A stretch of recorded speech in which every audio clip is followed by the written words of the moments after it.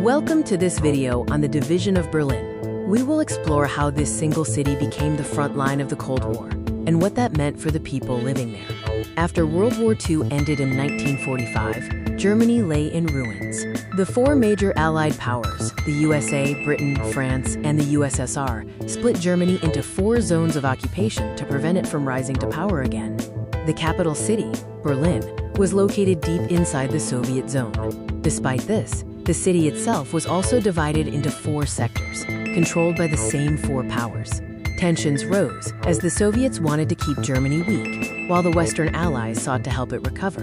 This created two different ways of life. West Germany, formed from the Western zones, was a democracy with capitalism. East Germany, the Soviet zone, became a communist one-party state, strictly controlled by the USSR. Let's review. Which country controlled the eastern zone of Germany and East Berlin? The correct answer is the Soviet Union, or USSR. This control set the stage for many Cold War conflicts. In 1948, the Western Allies introduced a new currency in West Germany. The Soviets responded furiously by blockading West Berlin, cutting off all road, rail, and canal links, trapping the West Berliners without supplies. Instead of leaving, the USA and Britain organized the Berlin Airlift. For almost a year, planes flew supplies into West Berlin continuously. The Soviets eventually lifted the blockade in 1949, proving the West would not abandon the city. Following the failed blockade, life in East Germany remained difficult under communism. Between 1949 and 1961, nearly 3 million people fled from East Germany to the West, seeking political freedom and better economic opportunities. This was known as the brain drain.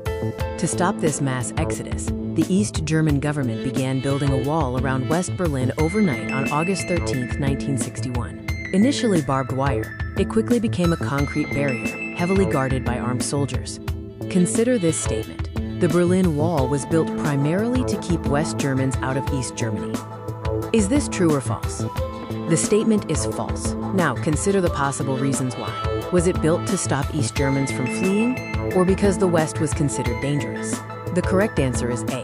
The wall was built to stop East Germans from fleeing to the West for freedom and better opportunities. These images show the dramatic contrast. West Berlin, vibrant and marked with graffiti, versus the stark, heavily guarded East Berlin. It truly was two worlds within one city.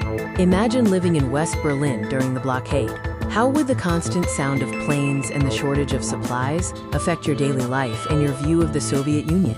You might have felt scared but supported, grateful to the Western Allies and seen the Soviets as cruel. Daily life would have involved careful rationing and reliance on neighbors. In summary, Berlin became the main symbol of the Cold War, where the democratic West and communist East confronted each other. The Berlin Wall stood for 28 years until its fall in 1989, signaling the end of the Cold War.